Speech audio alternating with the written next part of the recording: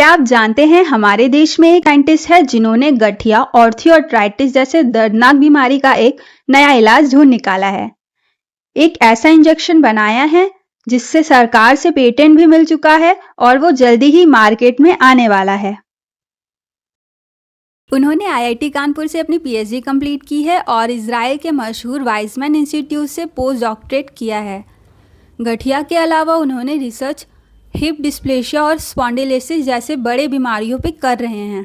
Hello everyone, मैं हूं स्तुति और मेरे साथ मौजूद है देश का नाम रोशन करने वाले भूपेंद्र कुमार मौर्य जी। आज के इंटरव्यू में हम उनसे जानेंगे कैसे उनका ये नया इन्वेंशन इंस्पायरिंग और दर्शकों के लिए बहुत ही इंफॉर्मेटिव वीडियो होने वाला है ये। तो देर थाम के बैठिए और चलिए शुरू करते हैं। मेरा नाम डॉक्टर भूपेंद्र कुमार है और मैंने अपनी पीएचडी जो है Indian institute of technology Kanpur से की है।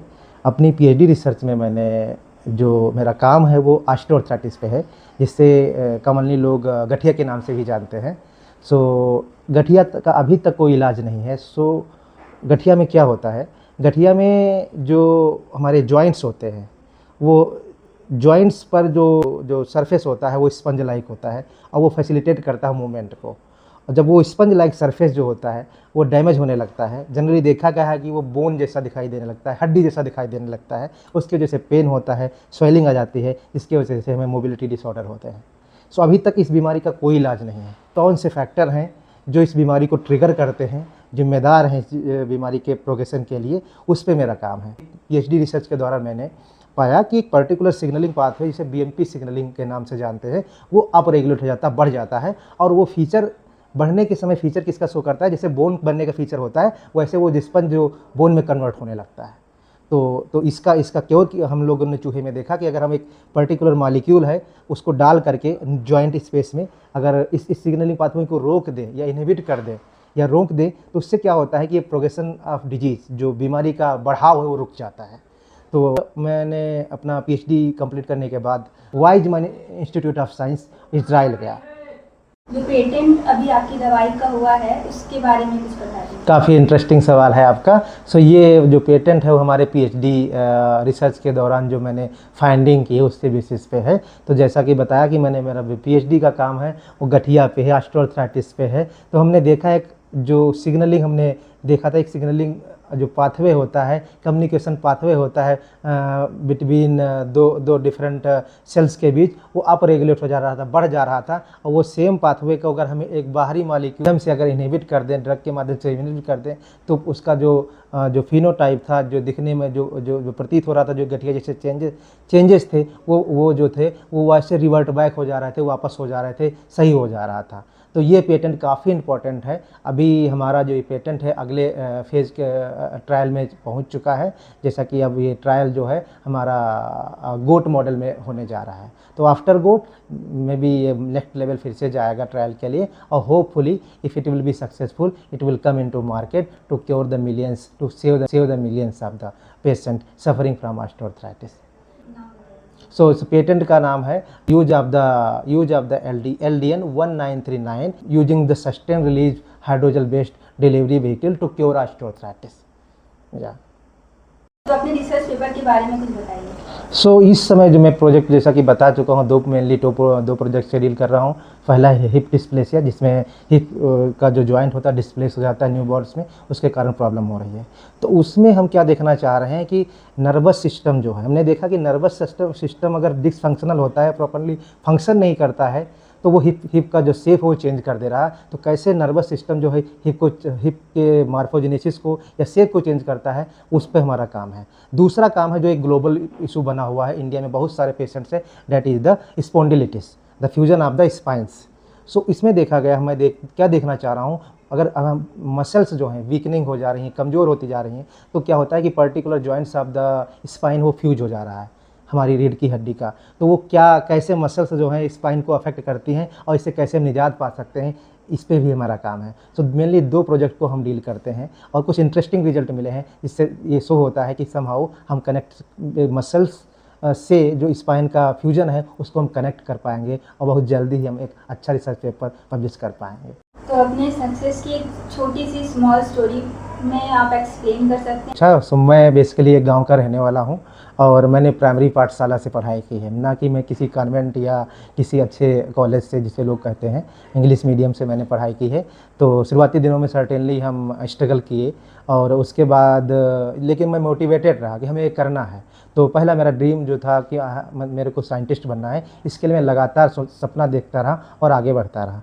तो इस दौरान बहुत सारे चैलेंजेस हुए, फाइनेंशियल चैलेंजेस भी हुए, पर्सनल चैलेंजेस भी हुए। हर टाइप के चैलेंजेस को कहीं ना कहीं बहुत पेशेंटली, बहुत धैर्यपूर्वक जो है सॉल्व करता रहा या आगे बढ़ता रहा उससे। और यस, ये काफ़ी चैलेंजिंग था ग्रामीण अंचल के स्टूडेंट को, क्योंकि मेरे इस इलाके में अभी देखा जाए तो 4-5 किलोमीटर के अंदर में कोई पीएचडी अभी तक नहीं किया होगा। तो हमें ये पता ही नहीं था पीएचडी हम कैसे कर सकते हैं। सो इसके लिए क्या हुआ कि मैं अपनी जो ग्रेजुएशन थी मैंने सीआरपीजी कॉलेज से की। वहाँ पे थोड़ा हमें जानकारी हुई कि इसके बाद हम बीएससी के बाद हम एमएससी भी कर सकते हैं।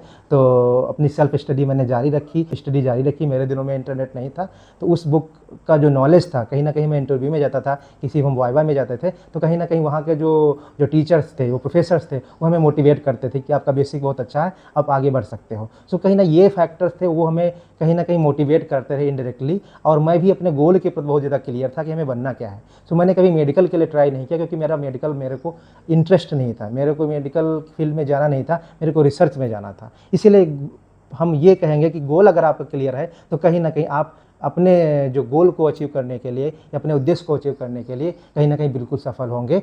ये किसी भी, चाहे कोई ग्रामीण अंचल का स्टूडेंट हो, चाहे वो शहरी अंचल का स्टूडेंट हो, ग्रामीण या शहरी अंचल मैटर नहीं करेगा। रदर देन आपका जो गोल है, उद्देश्य, वो मैटर करेगा आप करना क्या चाहते हैं। तो जो बच्चे अभी बीएससी कर रहे हैं, उसके बाद पीएचडी करने की सोच रहे हैं और उसके बाद पोस्ट जॉब करने की सोच रहे हैं, उनके लिए आप क्या कहना चाहेंगे?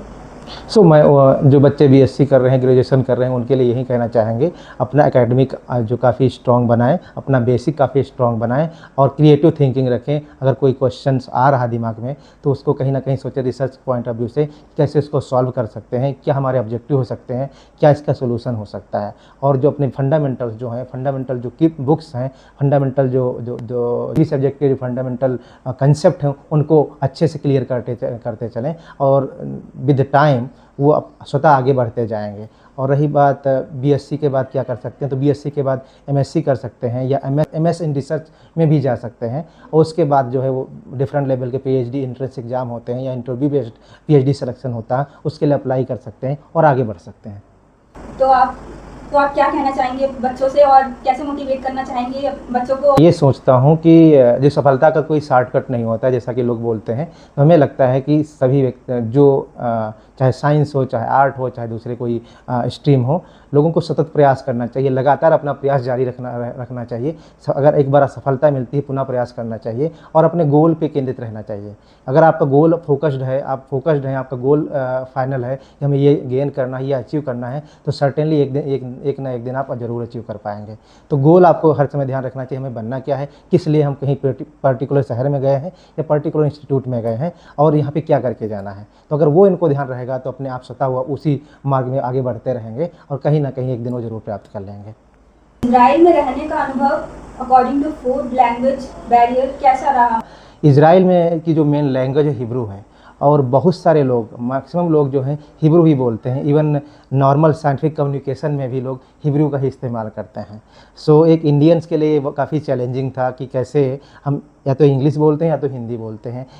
सो कैसे अपनी इंग्लिश के थ्रू हम उनसे कन्वर्सेशन करें और अच्छा साइंटिफिक इनपुट ले पाएँ या डिस्कशन कर पाएँ।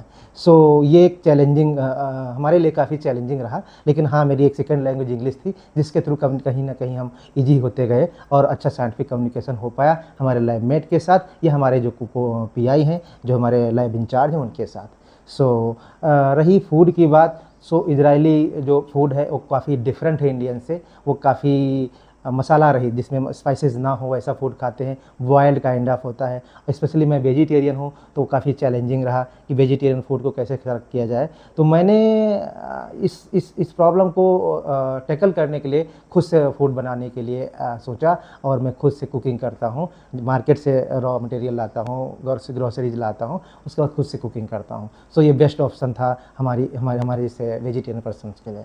या तो मिलते हैं अगले वीडियो में। Stay healthy, good bye.